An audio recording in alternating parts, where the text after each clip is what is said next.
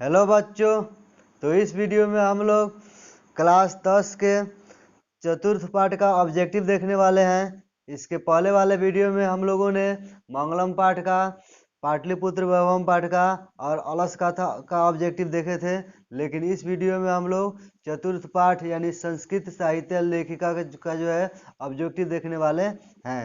तो question number एक जो है हमारा कह रहा है कि संस्कृत साहित्य लेखिका में किसके महत्व का वर्णन किया गया है।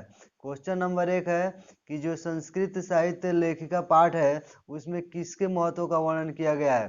पुरुषों के महत्व का, कि स्त्रियों के महत्व का, कि बालकों के, कि सभी का। तो संस्कृत साहित्य लेखिका जो पाठ है उसमें स्त्रियों का वर्णन किया गया है। तो एक का सही ऑप्शन क्या हो जाएगा, ख, स्त्रियों का। क्वेश्चन नंबर दो है कि पुरुषों और स्त्रियों के सहयोग से किसकी गाड़ी चलती है। यानी कह रहा है क्वेश्चन कि पुरुष और स्त्रियों के सहयोग से जो है किनकी गाड़ी चलती है। समाज की गाड़ी चलती है, कि ग्राम की गाड़ी चलती है, कि शहर की गाड़ी, कि सभी की गाड़ी। तो पुरुषों और स्त्रियों के सहयोग से जो है समाज की गाड़ी चलती है। तो दो का जो है सही ऑप्शन क होगा, समाज की। क्वेश्चन नंबर तीन कह रहा है कि आधुनिक काल की संस्कृत लेखिका कौन है। क्वेश्चन इसमें दो टाइप का पूछता है। एक पूछता है आधुनिक काल की संस्कृत लेखिका कौन है। तो आधुनिक काल के पंडिता क्षमा राव थी। लेकिन क्वेश्चन पूछे कि वर्तमान काल की संस्कृत लेखिका कौन है, तो मिथिलेश कुमारी मिश्र। अर्थात वर्तमान काल के संस्कृत लेखिका कौन है, तो मिथिलेश कुमारी मिश्र। लेकिन आधुनिक काल के संस्कृत लेखिका कौन है, तो पंडिता क्षमा राव।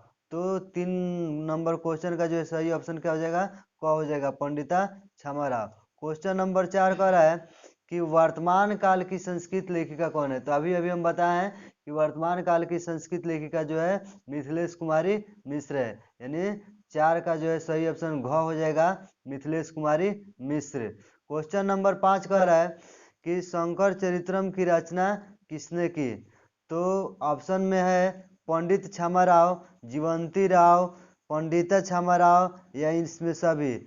तो शंकर चरित्र की रचना जो है पंडिता क्षमा राव ने की थी। यानी 5 का सही ऑप्शन क्या हो जाएगा, ग हो जाएगा, पंडिता क्षमा राव।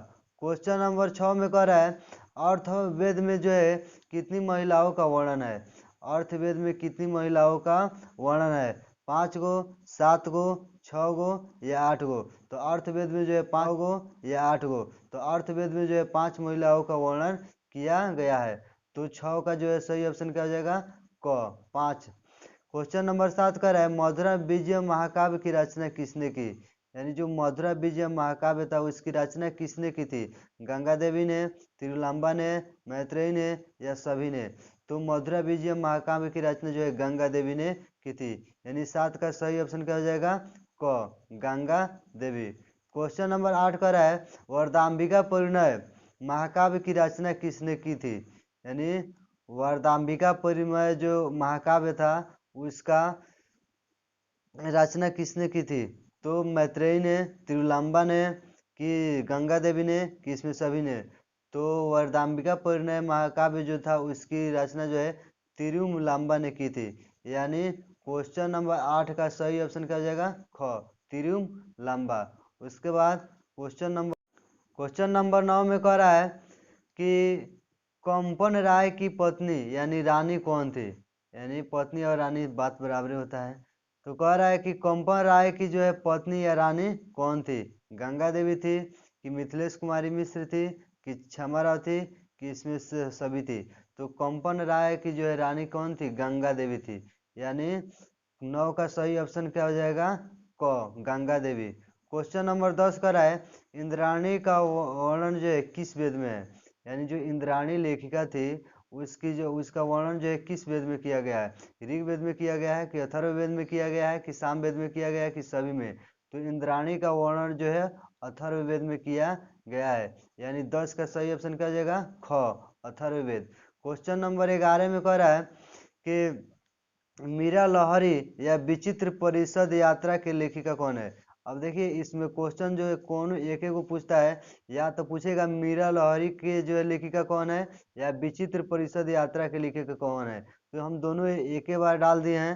तो क्वेश्चन है हमारा कि मीरा लहरी या विचित्र परिषद यात्रा के लेखिका कौन है। पंडिता छामाराव है कि गंगा देवी है कि मिथिलेश कुमारी मिश्र कि मधुरा विजयम।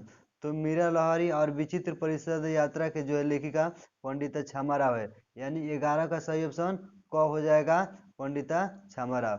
क्वेश्चन नंबर 12 कह रहा है कि ख्याता का पर्यायवाची शब्द क्या होता है, यानी ख्याता का पर्यायवाची शब्द क्या होता है, विधाता होता है कि विवादा होता है कि विख्याता कि इनमें से कोई नहीं। तो क्वेश्चन नंबर 12 का सही ऑप्शन ग हो जाएगा, विख्याता।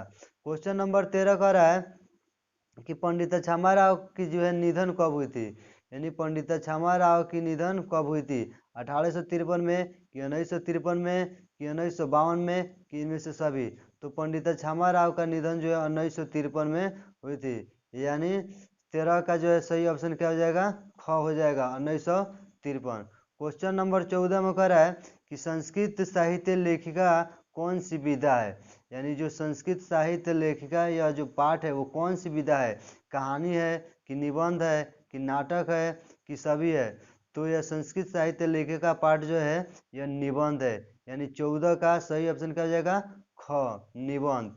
क्वेश्चन नंबर 15 कह रहा है कि क्वेश्चन नंबर 15 में है कि लौकिक संस्कृत साहित्य में कितने कवित्रियों का वर्णन किया गया है, यानी जो लौकिक संस्कृत साहित्य था उसमें कितने कवित्रियों का वर्णन किया गया है, 20 गो कि 40 गो कि 24 गो कि 50 गो।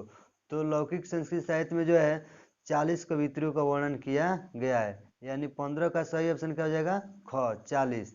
क्वेश्चन नंबर 16 कह रहा है कि विपुलम का अर्थ क्या होता है, यानी विपुलम का अर्थ क्या होता है, अत्याधिक कि आध्यात्मिक कि अत्यधिक कि कोई नहीं। तो विप्लव का सही अर्थ जो है अत्यधिक होता है, यानी क्वेश्चन नंबर 16 का सही ऑप्शन ग हो जाएगा, अत्यधिक। क्वेश्चन नंबर 17 का रहा है पंडिता छामाराव की जन्म जो है कब हुई थी, यानी पंडिता छामाराव का जन्म कब हुई थी। पंडिता छामाराव का जन्म जो है 1853 में हुई थी कि 1990 में कि 1890 में कि 1209 में। तो पंडिता छामाराव का जन्म जो है 1990 में हुआ था, यानी 17 का सही ऑप्शन क्या हो जाएगा, ग, 1890। क्वेश्चन आगे बढ़ते हैं। क्वेश्चन नंबर 18 कह रहा है कि गंगा देवी जो 21 सदी की लेखिका थी, यानी गंगा देवी जो लेखिका थी वह किस सदी की थी, 14वीं सदी के कि 12वीं सदी के कि 13वीं सदी के कि सभी। तो गंगा देवी जो है 14वीं सदी की क्या थी, लेखिका थी, यानी क्वेश्चन नंबर 18 का जो है सही ऑप्शन क्या हो जाएगा, क हो जाएगा, 14वीं सदी। क्वेश्चन नंबर 19 का रहा है महाभारत में किसका उल्लेख मिलता है, यानी जब महाभारत देखा जाता है तो इसमें किसका उल्लेख मिलता है, सुलभा का कि सुफला का कि विजयंका का कि इनमें से सभी का। तो महाभारत में जो है सुलभा का वर्णन क्या उल्लेख मिलता है, तो 19 का सही ऑप्शन क्या हो जाएगा, क हो जाएगा, सुलभा का। क्वेश्चन नंबर 20 है कि सर्व शुक्ला सरस्वती किसे कहा गया है, क्वेश्चन हमारा कह रहा है कि सर्व शुक्ला सरस्वती किसे कहा गया है, डांडी को कि सुलभा को कि विजयंका को कि कोई नहीं, यानी इनमें से किसी को नहीं। तो सर्व शुक्ला सरस्वती जो है विजयंका को कहा गया है, यानी क्वेश्चन नंबर 20 का सही ऑप्शन क्या हो जाएगा, ग, विजयंका को। क्वेश्चन नंबर 21 का रहा है कि विजयंका को सर्व शुक्ला सरस्वती किसने कहा है, यानी विजयंका को जो है सर्व शुक्ला सरस्वती किसने कहा है, डांडी ने कहा है कि कमला ने कि विजय ने कि सभी ने। तो विजयंका को सर्व शुक्ला सरस्वती जो डांडी ने कही है, यानी क्वेश्चन नंबर 21 का सही ऑप्शन क हो जाएगा, डांडी ने। क्वेश्चन नंबर 22 का रहा है कि याज्ञवल्क्य की पत्नी कौन थी, मैत्रेयी थी कि डांडी थी कि मैत्रेयी थी कि सभी। तो क्वेश्चन नंबर 22 का सही ऑप्शन क होगा, मैत्रेयी थी, यानी याज्ञवल्क्य की पत्नी जो क्या थी, मैत्रेयी थी। क्वेश्चन नंबर 23 है कि किस युग में मंत्रों का उच्चारण ऋषिकाएं भी करती थी, यानी किस युग में जो है मंत्रों का उच्चारण ऋषिकाएं भी करती थी, प्राचीन युग में, आधुनिक युग में, वैदिक युग में या इनमें से सभी। तो क्वेश्चन नंबर 23 का सही ऑप्शन ग हो जाएगा, वैदिक युग में। क्वेश्चन नंबर 24 का रहा है कि ऋग्वेद में जो है ऋग्वेद में कितने ऋषिकाओं का उल्लेख है, यानी ऋग्वेद में जो है कितने ऋषिकाओं का उल्लेख है, 40 ऋषिकाओं का कि 16 कि 24 कि 18। तो ऋग्वेद में जो है चतुर्विंशति यानी 24 जो है ऋषिकाओं का वर्णन किया गया है। यानी क्वेश्चन नंबर 24 का सही ऑप्शन क्या हो जाएगा? ग 24। क्वेश्चन नंबर 25 में कह रहा है विजय भट्टारिका किसकी रानी थी? यानी विजय भट्टारिका जो है किसकी रानी थी? चंद्रादित्य के, कि चंद्रिका के, कि चंद्रदेव के, कि इनमें से सभी? तो विजय भट्टारिका जो है चंद्रादित्य के क्या थी? रानी थी। यानी क्वेश्चन नंबर 25 का सही ऑप्शन क्या हो जाएगा? क हो जाएगा। तो आप लोग कमेंट बॉक्स में जो है कमेंट करके बताइएगा कि आप लोगों को जो है इसमें से पहले से कितना क्वेश्चन याद था और फिर कितना नया जो है सीखने को मिला। तो फिर हम लोग मिलते हैं अगले वीडियो में। जय हिंद, जय भारत।